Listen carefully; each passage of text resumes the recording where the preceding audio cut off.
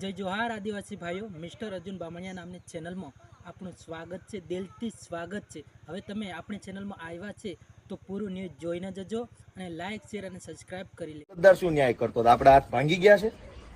મામલતદાર આટલું જીવીએ છે આપણે?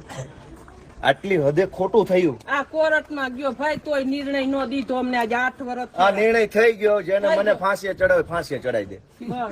ધારાસભ્યને ફાંસીને ફંદે લટકાડે આ નિર્ણય કર્યો છે। કોનામાં હિંમત છે એમ જોઈએ છે। એક બેન હારે આવું વર્તન થાય, આ કઈ વ્યાજબી વાત છે? ભાઈ ફટાકિયા દિવાળી અહીંયા ફોડાવે કેવું ને અહીંયા ફટાકિયા ફોડાવે પછી એમ કે હરગાવી નાખો, અંદર નાખો, જો કેતા જાય ને ધોઈડા જાય। હું તમને બધાને વિનંતી કરું છું કે થોડોક બેન ને સપોર્ટ કરજો। હે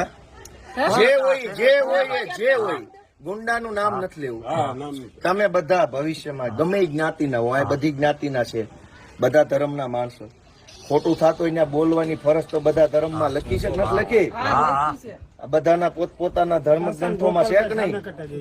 તો આ બેન ને બીજી વાર હતો, હું પાછો આવીશ।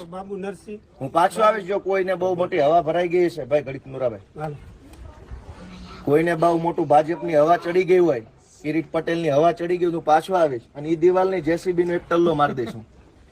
થોડાક દી ખમો, મને નવરા પડે મશીન લઈને હું આવીશ અને કોણ મને ફાંસી ચડાવું જોઈ લઈશ।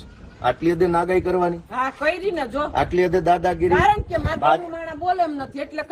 ભાજપના માણસ એટલે આપણે આમાં રેકોર્ડિંગ કરીને પછી બધાને બાટે ના બાટે પણ અમારા આપી દો, આખી ગુજરાત ને બતાવો કે બેન અરે ભાજપના ગુંડાઓ છે એ કેવું વર્તન કરે। આ મેન ગેટ છે, થોડાક પાછા હટીને બતાવો તો બધા પાછા હટી જાવ, શું ઘટના બની? આ મેન ગેટ છે બેન ના ઘરનો, પાછા હટી જાવ, બધા નીચે હટી જાવ, બધા બતાવો તો બેલા બતાવા દો। આ બેન નું ઘર છે, આ વિશાળ અડમતિયા ગામ છે, ભેસાણ તાલુકાનું। આ મેન ગેટ છે એનું। હવે અહીંયા ભાજપના માણસે બેલા મૂકી દીધા અહીંયા સળંગ। આ બધા અમે હાથે અડસેલ્યા।